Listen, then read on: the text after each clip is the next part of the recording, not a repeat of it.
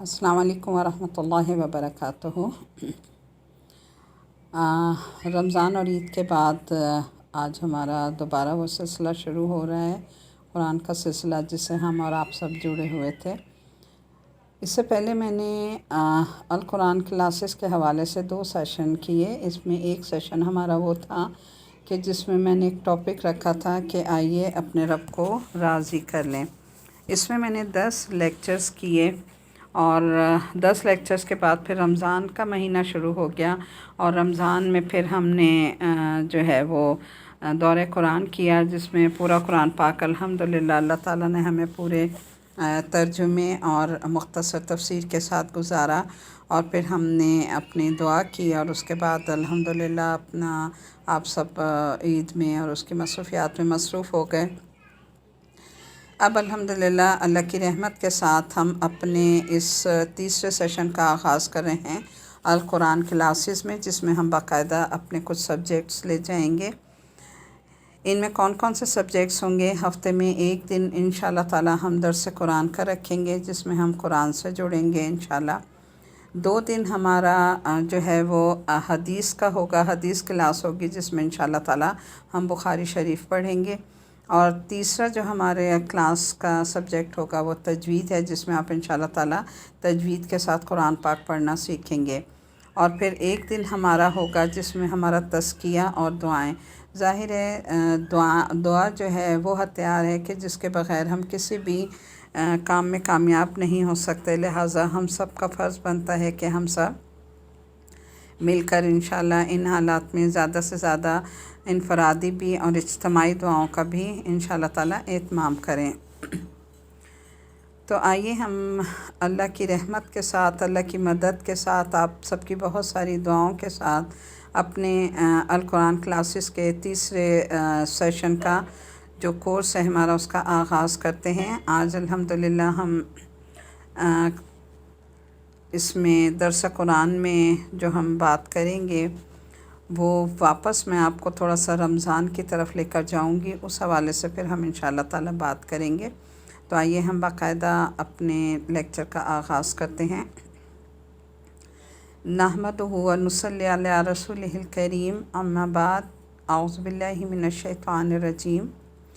اللہم انی اسألک علما نافعا وعملا متقبلا ورزقا طیبا وشفاء من کل داء، اللہم فقہنا فی الدین، آمین یا الہی آمین۔ رمضان سے پہلے آپ کو یاد ہوگا کہ رمضان سے پہلے میں نے ایک پروگرام کیا تھا، ایک لیکچر دیا تھا، اور وہ ہمارا پروگرام تھا استقبال رمضان۔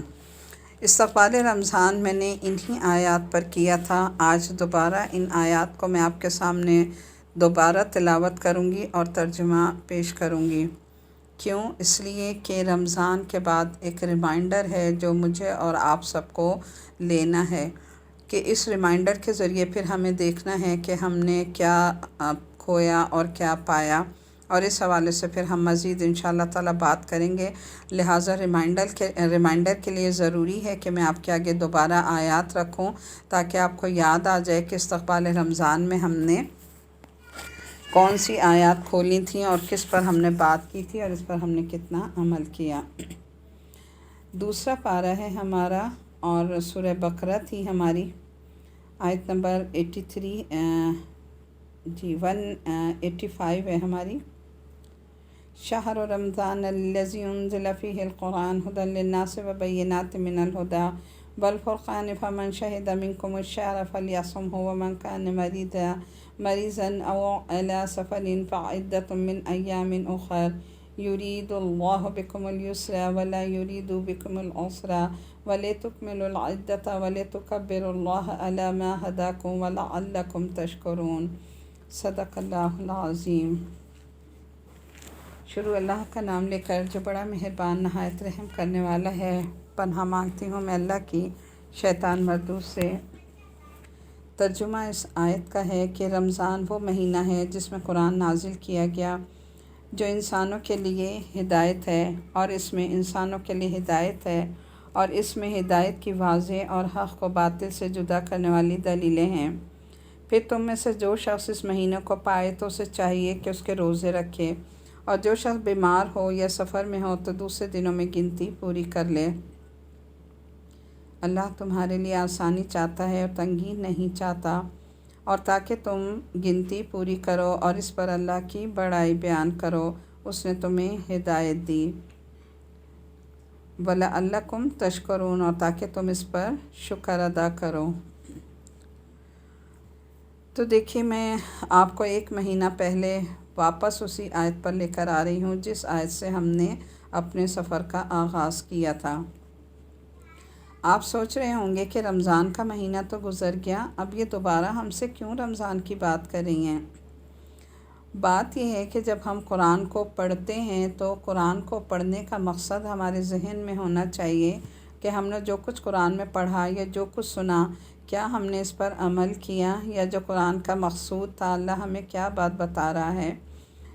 تو آپ دیکھیں بات یہاں پر رمضان کی ہو رہی تھی، اور رمضان کے مہینے میں اللہ تعالیٰ نے جس بات کا ذکر فرمایا سب سے پہلے وہ کیا کہ اللہ تعالیٰ نے فرمایا کہ یہ وہ مہینہ ہے جس میں قرآن نازل کیا گیا، اور کیا ہے قرآن؟ انسانوں کے لیے ہدایت ہے۔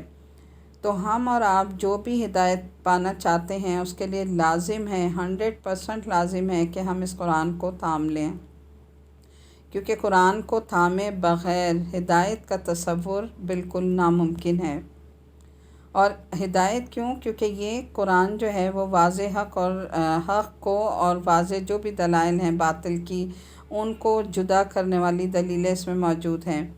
تو اسی لیے کہا کہ اس مہینے کو پانے کا مقصد یہ ہے کہ تم روزے رکھو، روزوں کے ساتھ ساتھ اس قرآن کو تھام لو تاکہ تمہیں اللہ کی طرف سے ہدایت نصیب ہو جائے۔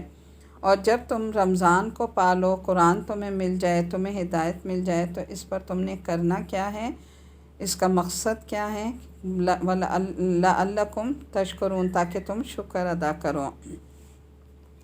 اب دیکھیں، ایک تو آپ کو میں نے پہلے بھی یہ بتایا تھا کہ روزہ جو ہے کیا ہے، عربی زبان میں صوم کہتے ہیں روزے کو، اور صوم کے لفظی معنی لغوی معنی کیا ہیں؟ رک جانا۔ کس چیز سے رک جانا؟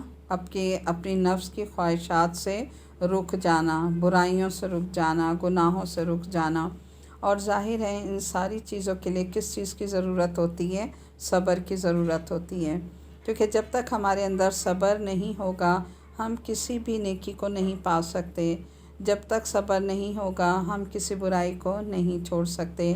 تو سب سے پہلا جو ہمیں قدم رکھنا تھا وہ کیا تھا؟ صبر۔ ویسے بھی روزے یا رمضان کا جو مہینہ ہے یہ ہمیں سب سے پہلے کس چیز کا درس دیتا ہے؟ صبر کا، کیونکہ روزہ جو ہے صبر کا نام ہے نا، کہ ہمارے پاس حلال چیزیں جو ہمارے لیے حلال ہیں، عام دنوں میں کھانا پینا حلال ہے، ساری نعمتیں اللہ کی حلال ہیں، لیکن روزے کی حالت میں منع فرمایا کہ تم نے اس حلال چیز کو منہ میں نہیں ڈالنا، نہیں کھانا ایک وقت مقرر تک، جب تک کہ روزہ افطار نہ ہو۔ تو ظاہر انسان اس وقت صبر کرتا ہے، اپنے نفس کو کنٹرول کرتا ہے۔ تو ظاہر ہے جو روزے کا اصل مقصود ہے وہ ہمارے اندر صبر پیدا کرنا ہے، کہ ایک چیز ہمارے سامنے پڑی ہے، ہمیں بھوک لگی ہے، ہمارا دل چاہ رہا ہے، ہمارا نفس مانگ رہا ہے، لیکن ہم نہیں مان رہے۔ کیوں؟ اس لیے کہ اللہ تعالیٰ کا حکم نہیں ہے، ہم اس چیز پر صبر کریں۔ پھر اسی طرح اور بہت ساری چیزوں کو جو عام دنوں میں حلال ہیں، روزے کی حالت میں وہ ناجائز ہے، حرام ہے، لہٰذا جیسے شوہر اور بیوی کا تعلق ہے، روزے کی حالت میں منع فرما دیا۔ تو عام دنوں میں حلال ہے، لیکن اس وقت روزے کی حالت میں جو ہے وہ شوہر اور بیوی جو ہے وہ ایک دوسرے کے ساتھ تعلق نہیں رکھ سکتے۔ تو ظاہر ان ساری چیزوں میں کس بات کا دامن ہمیں تھامنا ہے؟ صبر کا دامن، کیونکہ جب تک ہم صبر کا دامن نہیں تھامیں گے اس وقت تک نہ ہم کسی نیکی کی طرف بڑھ سکتے ہیں اور نہ ہی کسی برائی کو چھوڑ سکتے ہیں۔ دوسری چیز جو سب سے اہم یہاں بتائی گئی تھی کہ روزوں کا جو اصل مقصد ہے، یعنی جب ہم کسی چیز کو اللہ ہمیں کوئی عبادت دیتا ہے تو اس عبادت کے پیچھے اس کا مقصد ہوتا ہے، اللہ ہمیں اس کا مقصد بتاتے ہیں کہ یہ اس کا مقصد ہے۔ تو روزے کا مقصود کیا تھا؟ کہ ہمارے اندر صبر پیدا ہو جائے، اور دوسری کیا چیز ہے؟ ہمارے اندر شکر آ جائے۔ کہ جب ہم سارا دن کے بعد روزہ کھولنے بیٹھتے ہیں تو آپ دیکھیں اللہ کی نعمتوں کی، جو سارا دن جو ہم نہیں کھا سکے، جب اس وقت ہم کھاتے ہیں، پانی پیتے ہیں، شربت پیتے ہیں، تو اللہ کی نعمتوں کا کس طرح احساس ہوتا ہے، پھر اس وقت ہم اللہ تعالیٰ کا شکر ادا کرتے ہیں۔ تو یہ دونوں چیزیں لازم و ملزوم ہیں۔ صبر کے بغیر شکر نہیں، شکر کے بغیر صبر نہیں، اور مومن کی زندگی میں دو ہی ہتھیار ہیں کہ ایک تو اس کے اندر صبر ہوتا ہے، تکلیف پریشانی میں، کوئی بھی تنگی میں وہ صبر کرتا ہے، اور جب اسے کوئی خوشی ملتی ہے، راحت ملتی ہے، اللہ کی نعمت ملتی ہے، تو وہ اس پر اللہ تعالیٰ کا شکر ادا کرتا ہے۔ اور انہی دونوں ہتھیاروں کو وہ اپنے دائیں اور بائیں ہاتھ میں لے کر جب زندگی کے فیلڈ میں داخل ہوتا ہے تو وہ کامیاب ہوتا ہے اگر اس نے یہ دو اسٹرانگ ہتھیار تھامے میں۔ لیکن اگر یہ دو ہتھیار اسٹرانگ نہیں ہیں تو پھر وہ زندگی کے کسی بھی فیلڈ میں اللہ کی طرف سے کامیاب نہیں ہو سکتا۔ اب جب ان دونوں باتوں کا ہم اتمام کرتے ہیں، اپنے اندر صبر پیدا کرتے ہیں، شکر پیدا کرتے ہیں، تو اس سے کیا ہوتا ہے کہ پھر کیا ہے، جو روزوں کا اصل مقصود بتایا وہ کیا ہے، لعلکم، تم روزے رکھو، لعلکم تتقون، تاکہ تمہارے اندر تقوی پیدا ہو جائے۔ تقوی کیا ہے کہ تم متقی بن جاؤ، برائیوں سے بچ جاؤ، گناہوں سے بچ جاؤ، اور تمہارے اندر جو ہے وہ نیکیاں کرنے کی ہمت و طاقت آ جائے۔ تو جب ہم دو ہتھیار تھامیں گے، ان دونوں ہتھیاروں کو لے کر، ان سے لیس ہو کر جب ہم میدان جنگ میں اتریں گے، تو یہ دو ہتھیار اگر اسٹرانگ ہوں گے تو اللہ تعالیٰ ہمارے اندر کیا پیدا کرے گا، تقوی پیدا کرے گا، ہمیں برائیوں سے، گناہوں سے بچا لے گا۔ لہٰذا یہ تینوں لفظ ہماری زندگی میں بڑے اہم ہو جاتے ہیں۔ نمبر 1 صبر، نمبر 2 شکر، اور ان دونوں کا جب ملاپ ہوتا ہے تو کیا چیز پروڈیوس ہوتی ہے، تقوی، یعنی ہمارے اندر تقوی آ جاتا ہے۔ اب دیکھنا ہمیں یہ ہے کہ روزوں کا جو مقصد تھا، ہم نے جو ہے استقبال رمضان کا پروگرام بھی ہم نے اٹینڈ کیا، اس کے بعد پورا الحمدللہ دورہ قرآن اٹینڈ کیا، پورے قرآن سے ہم ترجمے اور تفسیر کے ساتھ گزرے، لیکن کیا یہ مقصود ہمیں حاصل ہوا؟ اس کا جواب میں نہیں، اس کا جواب آپ خود دیں گے، اور وہ کیا ہے کہ ہمیں خود اپنا جائزہ لینا ہے کہ روزوں کا جو مقصد تھا، کیا اس نے میرے عمل کو بدلا، اور ہمارا عمل اگر بدلا تو کتنا بدلا، کیا ٹوٹلی بدل گیا یا اس میں بھی کچھ کمی بیشی باقی رہ گئی۔ تو آپ دیکھیے کہ رمضان اور پھر اس کے بعد جو ہے میں جس چیز کا ذکر کرنا چاہوں گی وہ ہے کرونا وائرس کی وبا کا آپس میں کیا تعلق ہے۔ اب آپ یہ سوچیں گے کہ رمضان کا مہینہ تو گزر گیا، اب یہ کرونا وائرس بیچ میں کہاں سے آ گیا، یا اس کی بات کیوں کی جا رہی ہے؟ تو آپ دیکھیں کہ ہم نے تو پوری عقیدت و احترام اور عبادت کا مہینہ گزارا۔ جب ہم نے اللہ تعالیٰ کی صحیح طرح اگر عبادت کی، پھر ہم سے ہمارا رب راضی کیوں نہیں ہوا؟ ہم نے تو یہ دیکھا کہ رمضان اور عید گزرنے کے بعد اس وبا کے کم ہونے کے بجائے یہ وبا اتنی زیادہ بڑھ گئی کہ آج گھر گھر میں اس وبا نے اپنے ڈیرے جما دیے۔ شاید ہی آج کوئی گھر ایسا ہوگا جہاں یہ وبا نہ پہنچی ہو۔ تو ایسا کیوں ہوا؟ آج ہم یہ تو کہہ رہے ہیں، کبھی ہم حکومت کو بلیم کرتے ہیں، کبھی ہم کسی کو بلیم کرتے ہیں، کبھی ہم کسی بات کو، لیکن ہم میں سے کسی میں اتنا حوصلہ نہیں ہے کہ وہ اپنا جائزہ لے کہ آخر یہ وبا بڑھی تو کیوں بڑھی۔ اگر ہم اپنا جائزہ لیں تو ہمیں صاف یہ جواب سمجھ میں آ جائے گا کہ یہ وبا صرف اور صرف میری وجہ سے بڑھی، میری کوتاہی کی وجہ سے بڑھی۔ روزے میں نے گزارے، روزوں کا مقصود تھا، میں نے اپنے اندر صبر پیدا نہیں کیا، میں نے اپنے اندر شکر پیدا نہیں کیا۔ جب یہ دونوں ہتھیار میں نے چھوڑ دیے تو پھر اس کا نتیجہ کیا ہوا کہ یہ وبائی بیماری جو ہے وہ گھر گھر پہنچ گئی۔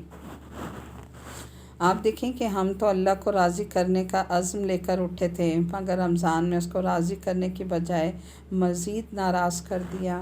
ایسا کیوں ہوا؟ دیکھتے ہیں، ہم اپنا اپنا جائزہ لیتے ہیں۔ عمل میں سب سے پہلے جو چیز ہمارے اندر پیدا ہونی چاہیے تھی وہ کیا تھا؟ شکر، اور ہم شکر گزار بن جائیں، لیکن ہم نے شکر کس طرح ادا کیا؟ اپنا اپنا ہم جائزہ لیتے ہیں، محاسبہ کرتے ہیں کہ ہم نے تینوں عشروں کا محاسبہ اگر ہم کریں، پہلا، دوسرا اور تیسرا عشرہ رمضان کا سب سے اہم عشرہ تھا، جو مغفرت اور بخشش کا عشرہ تھا، اور ہم نے اس میں کیا کیا؟ یہ وہ عشرہ تھا جس میں ہم نے رو رو کر اپنے آپ کو جہنم سے آزاد کرانا تھا۔ یہ وہ عشرہ تھا جس میں ہم نے رو رو کر اپنے رب کو راضی کرنا تھا۔ یہ وہ عشرہ تھا جس میں ہم نے شب قدر کو تلاش کرنا تھا۔ لیکن ذرا بتائیے کہ یہ عشرہ ہم نے کہاں گزارا؟ وہ لاک ڈاؤن جو کئی دن سے جاری تھا رمضان سے پہلے، رمضان کے آخری عشرے میں جب یہ لاک ڈاؤن کھلا تو ہمارا صبر کا پیمانہ کہاں چلا گیا؟ اس لاک ڈاؤن کے ساتھ ہی ہم نے اپنے اندر کے بھی سب پیمانوں کو کیا کیا؟ کھول دیا، اور لاک ڈاؤن کھلا تو اندر کے پیمانے بھی لبریز ہو گئے، صبر کا پیمانہ بھی لبریز ہو گیا۔ گھروں میں عبادات، مساجد یا بازاروں میں کہاں گزارا ہم نے یہ وقت؟ کیا ہمارے ذہن میں حدیث کا یہ مفہوم نہیں آیا کہ اللہ کے نزدیک پسندیدہ جگہیں مساجد اور ناپسندیدہ جگہیں بازار ہیں، اور شیطان کی پسندیدہ جگہ بازار ہے؟ 2 عشروں کے بعد تیسرے عشرے میں ہماری آزمائش آ گئی۔ میں یہ نہیں کہتی کہ کاروبار بند کر دیے جاتے یا کاروبار نہ ہوتے یا معاشرت جو ہے وہ ہماری بالکل ختم ہو جاتی، ٹھیک ہے، وہ بھی ضروری ہے، لیکن ایک حد تک۔ جب لاک ڈاؤن کیا گیا تھا تو کس وجہ سے؟ تاکہ یہ بیماری یا یہ وبا زیادہ نہ پھیلے، لیکن لاک ڈاؤن کے بعد جیسے ہی ایک دم لوگ نکلے ہیں، رش کش ہوا ہے، جبکہ ہماری حکومت نے بھی ہم سے یہ ریکویسٹ کی تھی کہ ہم لاک ڈاؤن کھول رہے ہیں لیکن لوگ خود اپنا خیال کریں، خود کم سے کم باہر نکلیں، لیکن ہم نے اپنے امیر کی بھی اطاعت نہیں کی۔ اب کیا ہوا؟ شیاطین قید ہونے کے باوجود ہمارے نفس کے اندر کے شیاطین کو آزاد کیا ہوا تھا۔ آخری عشرہ جو عبادت، جہنم سے آزادی اور شب قدر کو پانے کا عشرہ تھا، اللہ کو راضی کرنے اور منانے کا عشرہ تھا، وہ ہم نے پھر ہمیشہ کی طرح بازاروں کی نظر کر دیا۔ لاک ڈاؤن تک ہم چاروں ناچار اپنے گھروں میں رہے، لیکن لاک ڈاؤن کھلتے ہی لوگ گھروں سے ایسے باہر نکل آئے جیسے کسی قید خانے سے آزاد ہو گئے۔ وہ راتیں جو رب کو راضی کرنے کی راتیں تھیں، وہ ڈریسز اور جیولری خریدنے کی نظر ہو گئے۔ وہی شب و روز رب کو راضی کرنے کی بجائے صرف گھر والوں کو راضی کرنے میں ہی لگ گئے، اس بات سے بے خبر کہ ہماری ان خواہشوں کی تکمیل کا نتیجہ کتنا بھیانک ہوگا جو اب ہم اپنی آنکھوں سے دیکھ رہے ہیں۔ ہماری خواہش کی تکمیل کے لیے اور ظاہری نمود و نمائش کے لیے ہم نے نہ صرف اپنی بلکہ تمام لوگوں کی جانوں اور زندگی کو داؤ پر لگا دیا۔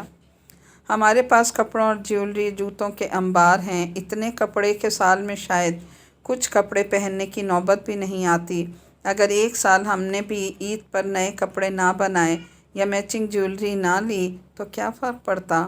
لیکن رمضان کے 2 عشرے گزارنے کے بعد بھی روزوں کا مقصود یعنی ہمارے اندر شکر نہ آیا، اور آج اس ناشکری نے ہم سب کی زندگی کو داؤ پر لگا دیا۔ وہ وبائی بیماری جو ہماری شکر گزاری سے ختم یا کم از کم کچھ نہ کچھ کنٹرول تو ہو سکتی تھی، ہماری شکر گزاری سے اللہ اس آخری عشرے میں ہم سے راضی ہو سکتا تھا، وبائی بیماری ختم ہو سکتی تھی، یہ ہماری آزمائش تھی جو ہمارے صبر اور شکر سے دور ہو سکتی تھی، لیکن ہم نے ناشکری کر کے اس آزمائش کو نہ صرف بڑھا دیا بلکہ اس کی شدت کو بڑھا دیا بے صبری کے ساتھ۔ رمضان میں تو صرف لوگ اس موذی مرض میں مبتلا ہو رہے تھے، لیکن عید کے بعد سے تو نہ صرف یہ وبا بڑھی بلکہ موت کی شرح بھی بڑھ گئی۔ آس پاس روزانہ اموات کا سلسلہ بڑھتا جا رہا ہے، یہ صرف اور صرف ہماری ناشکری کا نتیجہ ہے۔ آپ سوچ رہے ہوں گے کہ یہ کیسی بات کر رہی ہیں، بھلا شکر اور ناشکری، شاپنگ اور بیماری اور پھر موت، ان سب کا آپس میں کیا تعلق ہے، کیا لنک ہے؟ تو آئیے میں آپ کو ایک سرکل کے ذریعے یہ سارا معاملہ سمجھاتی ہوں۔ آپ اپنے سامنے یا اپنے ذہن میں ایک سرکل بنا لیجئے۔ میرے سامنے یہ سرکل ڈرا ہوا ہے جسے میں نے سینٹر میں لکھا ہے اللہ کی ناراضگی، اور اللہ کی ناراضگی سے کیا ہوا؟ عذاب آیا، اس کو سینٹر میں لکھ لیجئے۔ اور اس عذاب کی شکل کیا ہے؟ یہ کرونا وائرس کی صورت میں آیا۔ اب دیکھیں کہ یہ اللہ کی ناراضگی جو ہے وہ دور ہو سکتی تھی، یہ عذاب، یہ کرونا وائرس ختم ہو سکتا تھا۔ اس سرکل کے چاروں طرف 10 ایروز لگا لیجئے۔ اس ایروز میں آپ لکھتے جائیے سب سے پہلا کیا تھا کہ اس عذاب کو دور کرنے کی جو پہلی ہماری چیز تھی وہ کیا تھی جو ہمیں تھامنی تھی؟ نمبر 1 صبر، نمبر 2 کیا تھا؟ نمبر 2 ہمارا تھا شکر گزاری، نمبر 3 صدقہ، نمبر 4 خیرات، نمبر 5 زکوٰۃ، اور نمبر 6 ہمارا تھا تلاوت قرآن کریم، نمبر 7 نوافل، نمبر 8 عبادات، اور نمبر 9 برائی اور بے حیائی سے بچنا، اور نمبر 10 دعائیں۔ تو ذرا سوچئے کہ سینٹر میں ہمارے اللہ کا عذاب آ رہا ہے، کرونا وائرس ہے، چاروں طرف یہ چیزیں ہیں۔ اب ان میں ایک ایک کا اپنی انگلیوں پہ، میں نے آپ کو 10 بتائی نا، انگلیوں پہ 10 پہ گن کے خود اپنا جائزہ لیتے جائیے کہ میں نے ان میں سے کن کن چیز کو اپنایا اور کن کن چیز کو میں نے چھوڑا۔ اگر ہم رمضان میں ان 10 باتوں کا اہتمام کرتے، سارا وقت اپنا عبادات پر لگاتے، اور مرد بھی کرتے اور خواتین خصوصاً اس کا زیادہ اہتمام کرتی۔ خواتین کا میں نے خاص طور پہ زیادہ اہتمام کیوں کہا؟ کیونکہ مرد تو ظاہر ہے بیچارے، انہوں نے اپنا روزگار کمانا ہے، آپ کے گھر چلانے ہیں، اپنے بیوی بچوں کو پالنا ہے، انہیں تو بہرحال نکلنا تھا۔ اگر ان کی کچھ عبادات میں تھوڑا سا فرق آ بھی رہا تھا تو خواتین اس کو کمپنسیٹ کر لیتی۔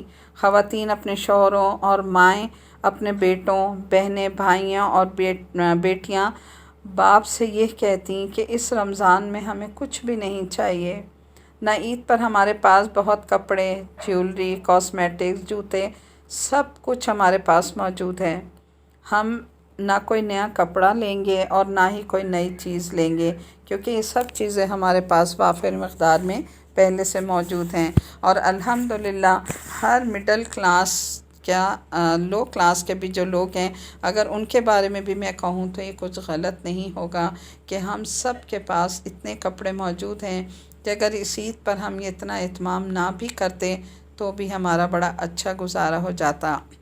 ہم وہی نئے بنے ہوئے کپڑے سب کچھ استعمال کر لیں گے رمضان اور عید دونوں پر، باقی کچھ اچھی چیزیں ہم صدقہ خیرات کر دیں گے تو اللہ خوش ہو جاتا ہے اس عمل سے۔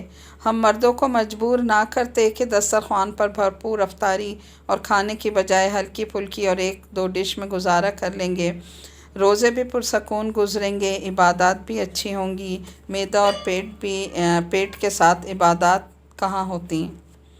جو پیسے بچتے وہ ہم ان محتاج مساکین کو راشن دے دیتے جو بیچارے ڈبل روزے رکھ رہے تھے، جو روزہ رکھ کر بھی افطاری کا انتظار ہی کرتے رہتے تھے کہ کب ہمارا پیٹ بھرے اور ہم بھی افطار کریں۔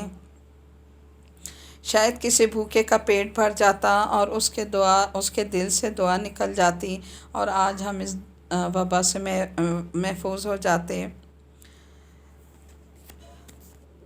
چار اور ناچار مجبور مسکین جو دہاڑی پر مزدوری کرتا تھا اس کا پیٹ کہاں سے بھرتا؟ ہم تو اپنے گھر کے فریج اور فریزر اس طرح بھر رہے تھے کہ 1 ماہ نہیں بلکہ پورے سال کا ذخیرہ کر لیں۔ جو چیزیں کم یا بالکل عام دنوں میں نہیں کھاتے تھے ہم نے ان کا بھی ذخیرہ کر لیا، کیونکہ ہمارا ایمان کامل نہیں کہ رازق تو اللہ کی ذات ہے، جو آج ہمیں کھلا رہا ہے کیا وہ کل نہیں کھلائے گا؟ ہم نے سوچا کہ اگر ہم گھر بیٹھیں گے تو کھانا کہاں سے آئے گا، چلو خوب بھر لو، پیسہ ہمارے پاس، کھانا ہمارے پاس، دعائیں بھی ہم اپنے لیے خود کر لیں گے، ہمیں کسی کی دعاؤں کی کیا ضرورت ہے؟ ایک بھوکے مزدور اور مسکین کا پیٹ بھرا کر ہمیں دعاؤں کی ضرورت نہیں، ہو سکتا ہے کہ ہم اپنے فریزر کا کچھ حصہ کچھ مساکین کو دے کر اس کی دعائیں لے لیتے اور آج یہ بیماری یوں گھر گھر ہماری دہلیز پر نہ منڈلاتی۔ اب دیکھیں اس سرکل میں سینٹر پوائنٹ ہے کہ وہ اللہ کی ناراضگی، اللہ کا عذاب کی صورت وائرس، یہ ناراضگی ان چیزوں سے دور ہو سکتی تھی۔ سب سے پہلے یہ کہ سب سے پہلی چیز شکر گزاری تھی، جس کی وجہ سے ہمارا بہت سا پیسہ اور ہمارا مال، کپڑے، مال سب کچھ بچ سکتا تھا جو ہم صدقہ کرتے، فرض صدقہ بھی، زکوٰۃ اور نفل صدقہ بھی، یہی سب سے بڑا ہتھیار تھا رب کو راضی کرنے کا جو ہم بھول بیٹھے۔ अहादीस के मुताबिक सदका अल्लाह के कहर व ग़ज़ब को ठंडा करता है। नंबर 2, सदका बीमारी से बचाता है। नंबर 3, सदका बुरी मौत से बचाता है। नंबर 4, सदका करने से माल में बरकत होती है। नंबर 5, सदक़े से उम्र में बरकत होती है। नंबर 6, घरों में खुशहाली आती है। नंबर 7, छुप कर सदका करने वाले को अल्लाह ताला क़यामत के दिन अपनी रहमतों के साए तले ले लेगा। नंबर 8, सदका करने से जिस्म के 365 जोड़ों का सदका अदा हो जाता है और इंसान बीमारियों से महफूज हो जाता है। लेकिन ये सब उसी वक्त मुमकिन था कि अगर हम खुद शुक्रगुज़ार होते। शुक्रगुज़ारी उसी वक्त मुमकिन थी जब हमारे दिल और जहन अल्लाह के रास्ते में सदका और खैरात करने पर आमादा होते। सब्र और शुक्रगुज़ारी के फ़वाइद क्या होते, कभी हमने ये सोचा? हमारी नाशुक्री से अगर एक घर में भी अगर हमारी शुक्रगुज़ारी से एक घर में भी फ़र्ज़ किया 1000 रुपये बचत हो जाती तो लाखों घरों से लाखों रुपया बचत होकर कितने घरों से सदका खैरात अदा हो जाता। लाखों लोगों के घर राशन जाता और लाखों घरों में चूल्हे जलते रहते और लाखों मसाकीन के पेट भरते रहते। और जो दुआएं तकलीफ़ें तो शायद आज ये मोहलिक बीमारी इस वबा की सूरत यूँ ना अख्तियार करती। लाखों लोगों की दुआओं से अल्लाह का कहर व ग़ज़ब ठंडा हो जाता और सिर्फ़ हमारी ज़रा सी शुक्रगुज़ारी से और सब्र से अल्लाह की रहमत जोश में आती, पलट आती और शायद हम यूँ आज परेशान ना होते। जिस रब को हमने राज़ी करना था, अपनी बेसब्री और नाशुक्री से हमने उसको मज़ीद नाराज़ कर दिया। हदीस का मफ़हूम है कि जिसने अमीर की अताअत की उसने गोया अल्लाह की अताअत की और जिसने उसकी नाफरमानी की उसने गोया अल्लाह की नाफरमानी की। लॉकडाउन खुलकर हमारे अमीर ने हमें हुक्म दिया था कि लोग एहतियात करें और बिला ज़रूरत घरों से बाहर ना निकलें, ना ज़्यादा हुजूम इकट्ठा करें। लेकिन लॉकडाउन खुलते ही लोग पैनिक हो गए, घरों से यूँ निकल खड़े हुए जैसे पहली और आखिरी बार बाज़ार खुल रहे हैं, जबकि हमारे सबके हाथों में मोबाइल हैं और हर वक्त हमें मोबाइल टोन के बाद प्रिकॉशन दी जा रही हैं कि फ़ासला रखें, हाथ ना मिलाएं, गले ना मिलें, रश ना करें। लेकिन तमाम पाबंदियां हमने छोड़ दी क्योंकि हमें अपनी जान प्यारी ही नहीं थी। अगर सिर्फ मर्द ही बाहर आ जाते तो भी सब्र आ जाता। यहाँ तो बाज़ारों में मर्दों से ज़्यादा औरतें और बच्चों का रश था। क्या इन हालात में जब अज़ाब और मौत हमारे सरों पर मंडला रहे थे तो क्या औरतों ने ज़रूर बाज़ार जाना था? अगर इन हालात में वो टिक कर घर बैठ जाती और धनिया, पुदीना और भिंडी मर्दों की लाई हुई इस्तेमाल कर लेती, सब्र और शुक्र करके खाना बना लेती, तो क्या हमारा खाना नहीं बनता? आज से कुछ अरसे पहले क्या हमारे बाप दादा बाज़ारों से चीज़ें नहीं लाते थे? क्या जब औरतें घर बैठकर सलीके से घर चलाती थीं, उनके ज़माने में घरों में ज़्यादा रहमतें, बरकतें और मेहमानों की खातिर मदारत थी? मर्द अपनी ड्यूटी देते थे, बाहर कमाना और सामान लाना। औरत अपनी ड्यूटी घर संभालना, बच्चों को संभालना और उनकी तरबियत करना। मर्दों को मसाजिद भेजकर ख़ुद नमाज, रोज़ा, इबादत का एहतमाम करना। जब हमने अल्लाह की हदूद को कायम रखा था, घरों में प्यार, मोहब्बत, सुकून, खुशियाँ, अल्लाह की रहमतें और बरकतें थीं, मेहमानों की बरकतें थीं, मेहमानों की आमदोरफ़्त थी। आज जब हमने नाशुक्री की, ख़वातीन ने मर्दों के फ़ील भी अपने हाथ में ले लिए, बाहर जाकर कमाना भी, फिर बाज़ारों के चक्कर, ग्रॉसरी करना, खाना पकाना, संभालना और औलादों को शयातीन के हवाले कर दिया, तो देखें आज हमारे घर कितने बेसुकून हो गए, दिल दूर हो गए, मोहब्बत और प्यार और इत्तफ़ाक़ का फुक़दान हो गया। पैसा हमने बहुत कमा लिया, बेपनाह चीज़ें ख़रीद कर अपने घरों में ज़रूरी गैर ज़रूरी चीज़ों के अंबार लगा दिए, फ्रिज और फ्रीज़र चीज़ों और खाने पीने से भर लिए, लेकिन फिर भी सब्र कहाँ। घर भरे हुए हैं फिर भी बाज़ारों के चक्कर, ड्रेसेस के वज़न से अलमारियां बंद नहीं हो पाती, लेकिन ख़वातीन की वही नाशुक्री के कपड़े कहाँ हैं, पुराने हो गए, फैशन बदल गए। اور لینے ہیں ٹھیک ہے، اگر بہت پیسہ ہے سب اپنی ذات پر ہی آپ نے لگانا ہے، تمام رشتہ داروں، حقداروں اور مساکین سب کو ان کے حق سے محروم کر دیا، صرف اپنا ہی پیٹ اور گھر بھرنا ہے، تو پیاری خواتین کیا جاتا اگر آپ بازار نہ جاتی؟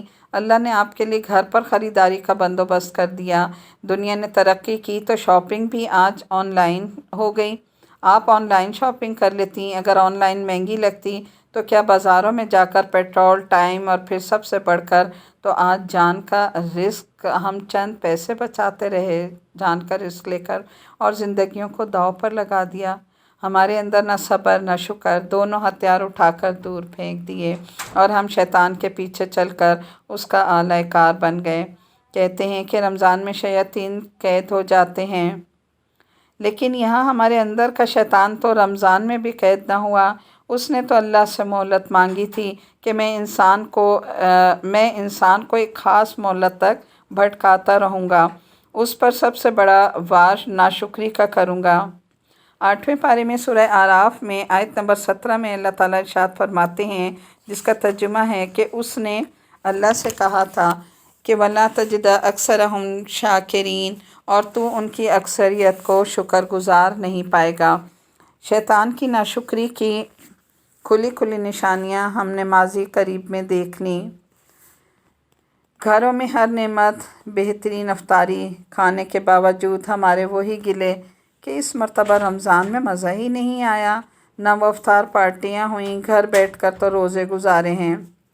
شکر کے یہ کلمات کیوں نہ کہے کہ الحمدللہ اس مرتبہ گھروں میں بیٹھ کر ہم نے سب سے بہترین رمضان گزارے، سب سے بہترین عبادت کی، الحمدللہ ہم نے گھروں میں اپنے شوہر، بھائی، باپ اور بیٹوں کے ساتھ جماعت سے نمازیں اور تراویح پڑھی۔ کیا یہ شکر کا پہلو نہ تھا کہ ہم نے سکون سے اپنے گھروں میں، اللہ نے ہمیں مردوں کی نعمت شوہر، بھائی، بیٹے اور باپ کی صورت میں دیے، مسجدیں بند تھیں لیکن اللہ نے ہمارے گھروں کو مسجد بنا دیا، ہمارے بیٹوں کے پیچھے دوسرے لوگ نمازی ہوتے تھے، اس مرتبہ ہم نے ان کی امامت میں نماز و تراویح پڑھی، کیا یہ شکر نہیں تھا؟ کیا یہ شکر گزاری کا پہلو ہمیں نظر نہیں آیا؟ پھر بہترین رمضان گزارنے کے بعد جب عید آئی تو ہم نے بہترین کھانا پینا، بہترین کپڑے، گرمی میں ایئر کنڈیشن کمرے، اپنے شوہروں، بچوں اور مردوں، بیوی بچوں، ماں باپ، بہن بھائیوں کے ساتھ عید نہیں منائی، لیکن واہ شیطان کے کامیاب چیلنج ناشکری، ہمارے منہ وہیں کے وہیں، موڈ خراب کہ اس دفعہ تو عید کا مزہ ہی نہیں آیا، نہ کہیں باہر گئے، نہ پکنک، نہ پارٹی، بالکل بور عید گزری۔